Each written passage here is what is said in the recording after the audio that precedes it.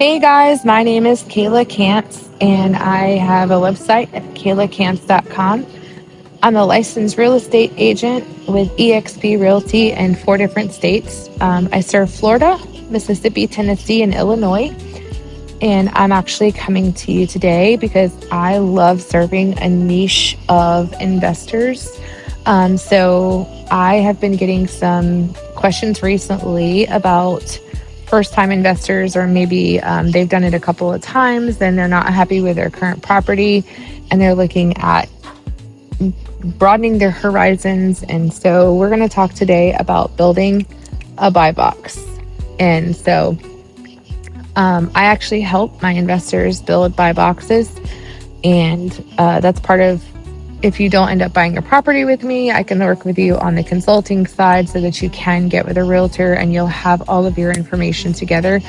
But this is just going to be some very superficial level things that I wanted to talk to you about that comes up every single time I get on the phone with somebody when we start talking.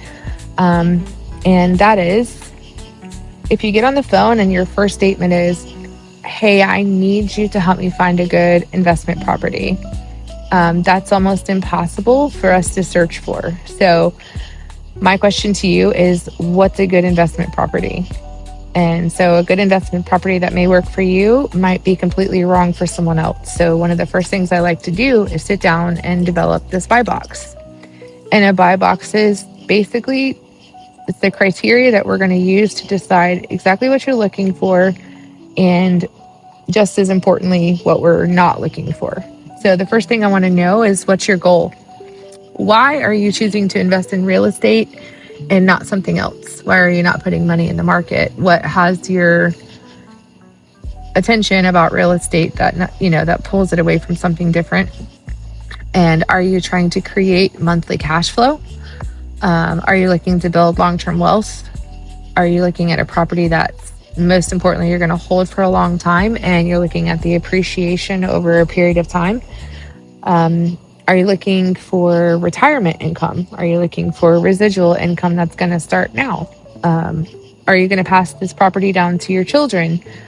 So each one of these answers, while it seems very personal, it changes the strategy of how we look for houses. So then we're going to talk about money.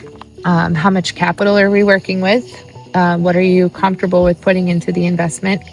Are you paying cash? Are you going to be doing financing? If you're doing financing, what type of lenders are you working with? What kind of lending products are you working with? There's all sorts of different types of products that we can get you in front of a lender. And there's products that, are personal to your own debt to income ratio. There's products that are not personal that you can use as long as the property is cash flowing and paying the mortgage, then you're in good shape.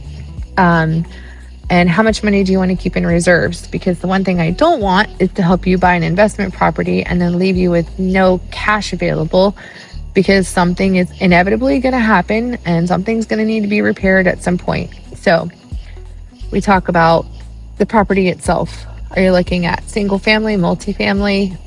Are you looking at a traditional rental for single family renters? Are we looking at shared housing opportunities like pad split and different things like that? Are we looking for recovery housing? Are we looking for group homes? Are we looking for independent living? There's so many different facets that you can kind of get into. And then are you looking for something that's turnkey, or are you comfortable with purchasing something that needs work? So we talk about the geography of the house, and I don't mean just picking a city because somebody on the internet said it was a great market to invest in. I want to know why this market works for your specific strategy.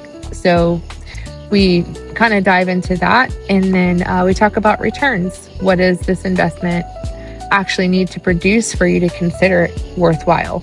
And then we talk about everybody's favorite topic, not risk, because risk is involved in everything that we do, right? So this is the part that people don't talk about enough. And how involved do you want to be? Some investors genuinely enjoy managing their own properties, overseeing renovations and solving problems for their tenants.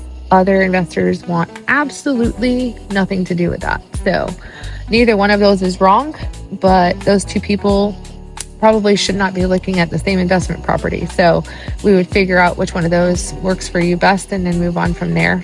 And once I understand all of those things, something really interesting happens. We all of a sudden take this wide range of houses where we were maybe 300, 400 houses. And you're like, oh my gosh, this is overwhelming.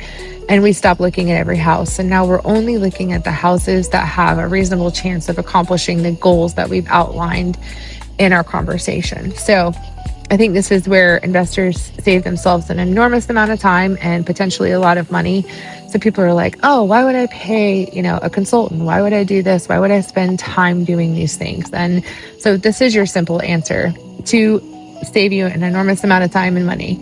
So that's why. But we're going to figure out what you're trying to accomplish and find the property that fits your plan. And that's why we create a buy box. So my name is Kayla Camps. I work with investors and help them think through the real estate behind the investment and not just another property for sale.